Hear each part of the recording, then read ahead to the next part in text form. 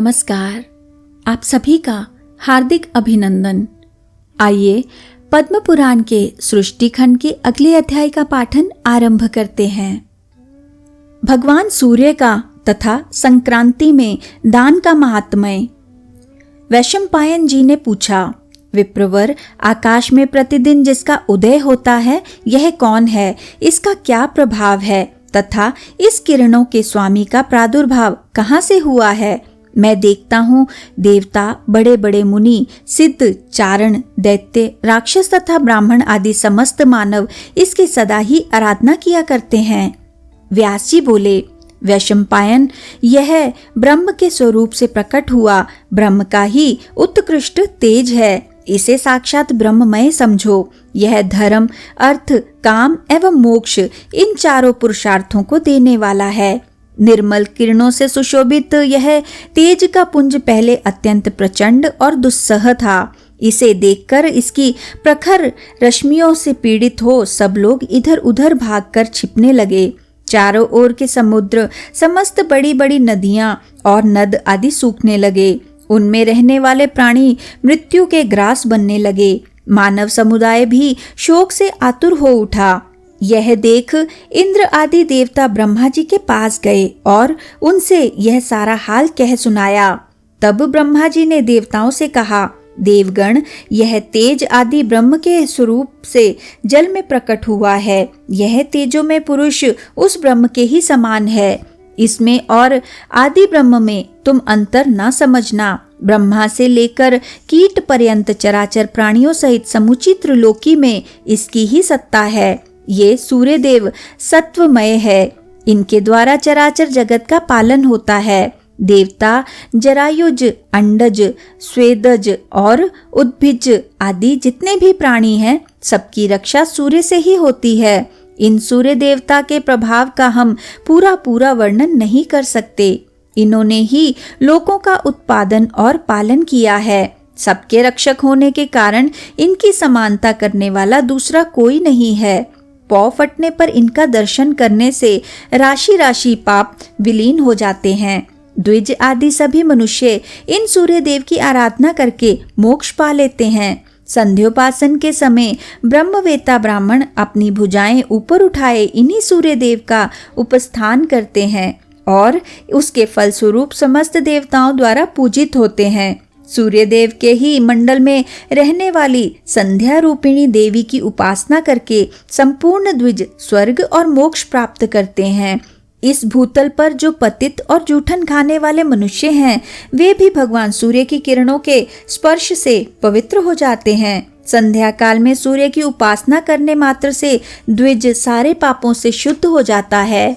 जो मनुष्य चांडाल, गोदघाती, कसाई, पतित, कोड़ी, महापातकी और उपपातकी के दीख जाने पर भगवान सूर्य का दर्शन करते हैं, वे भारी से भारी पाप से मुक्त हो पवित्र हो जाते हैं। सूर्य की उपासना करने मात्र से मनुष्य को सब रोगों से छुटकारा मिल जाता है।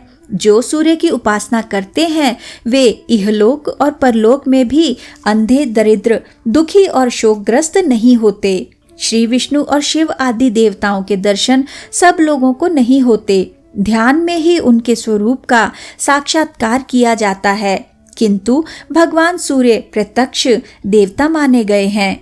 देवता बोले, ब्राह्मण, सूर्य देवता को प्रसन्न करने के लिए आराधना, उपासना एवं पूजा तो दूर रहे, इनका दर्शन ही प्रलय काल की आग के समान है। भूतल के मनुष्य आदि संपूर्ण प्राणी इनके तेज के प्रभाव से मृत्यु को प्राप्त हो गए। समुद्र आदि जलाशय नष्ट हो गए। हम लोगों से भी इनका तेज सहन नहीं होता, फिर दूसरे लोग कैसे सह सकते हैं? इसलिए आप ही ऐसी कृपा करें जिससे हम लोग भगवान सूर्य का पूजन कर सकें।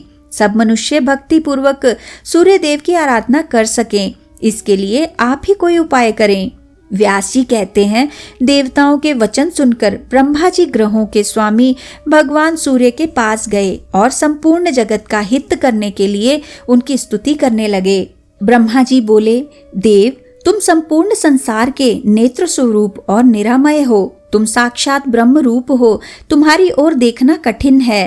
तुम प्रलय काल की अग्नि के समान तेजस्वी हो। संपूर्ण देवताओं के भीतर तुम्हारी स्थिति है। तुम्हारे श्री विग्रह में वायु के सखा अग्नि निरंतर विराजमान रहते हैं। तुम्ही से अन्न आदि का पाचन तथा जीवन की रक्षा होती है। देव तुम्ही से उत्पत्ति और प्रलय होते हैं। एकमात्र तुम्ही संपूर्ण भुवनों के स्वामी हो। तुम्हारे बिना समस्त संसार का जीवन एक दिन भी नहीं रह सकता। तुम्ही संपूर्ण लोकों के प्रभु तथा चराचर प्राणियों के रक्षक, पिता और माता हो। तुम्हारी ही कृपा से यह जगत टिका हुआ है। भगवन, संपूर्ण देवताओं में तुम्हारी समानता करने वाला कोई नहीं है। शरीर के भीतर, बाहर तथा समस्त विश्व में सर्वत्र तुम्हारी सत्ता है। तुमने ही इस जगत को धारण कर रखा है। तुम ही रूप और गंध आदि उत्पन्न करने वाले हो। रसों में जो स्वाद है वह तुम्ही से आया है। इस प्रकार तुम ही संपूर्ण जगत के ईश्वर और सबकी रक्षा करने वाले सूर्य हो। प्रभो, तीर्थों, पुण्य क्षेत्रों, यज्ञों और जगत के एकमात्र कारण तुम ही हो। तुम परम पवित्र, सबके साक्षी और गुणों के धाम हो। सर्वज्ञ, सबके कर्ता, संहारक, रक्षक, अंधकार, कीचड़ और रोगों का नाश करने वाले तथा दरिद्रता के दुखों का निवारण करने वाले भी तुम ही हो। इस लोक तथा परलोक में सबसे श्रेष्ठ बंधु एवं सब कुछ जानने और देखने वाले तुम ही हो। तुम्हारे सिवा दूसरा कोई ऐसा नहीं है जो सब लोगों का उपकारक हो। आदित्य ने कहा, महाप्राज्ञ पितामह, आप विश्व के स्वामी के सत्रष्टा हैं। शीघ्र अपना मनोरथ बताइए, मैं उसे पूर्ण करूंगा।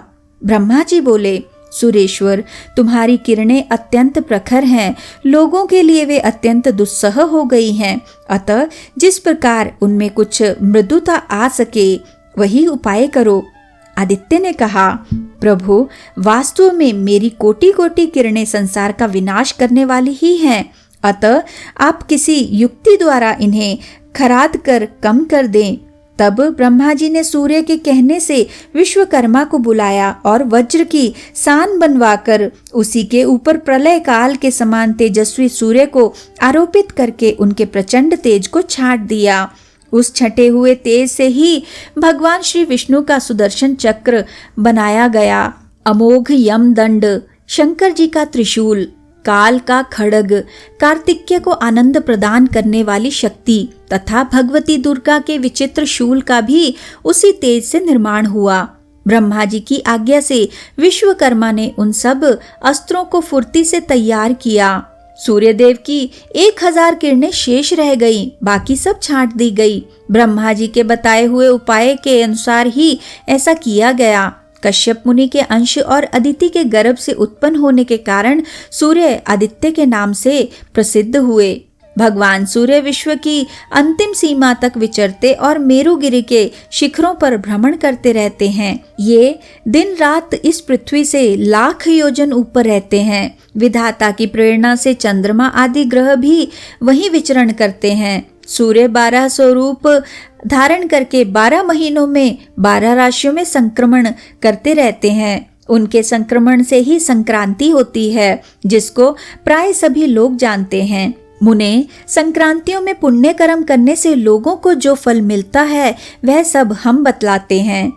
धनु, मिथुन, मीन और कन्या राशि की संक्रांति को षडशीति कहते हैं और वृष, वृश्चिक, कुंभ और सिंह राशि पर जो सूर्य की संक्रांति होती है उसका नाम विष्णुपदी है। षडशीति नाम की संक्रांति में किए हुए पुण्य कर्म का फल 86,000 गुना, विष्णुपदी में लाख गुना और उत्तरायण और दक्षिणायन आरंभ होने के दिन कोटि कोटि गुना अधिक होता है। दोनों आयनों के दिन जो कर्म किया जाता है वह अक्षय होता है। मकर संक्रांति में सूर्योदय से पहले स्नान करना चाहिए। इससे 10,000 गोदान का फल प्राप्त होता है। उस समय किया हुआ तर्पण, दान और देव पूजन अक्षय होता है।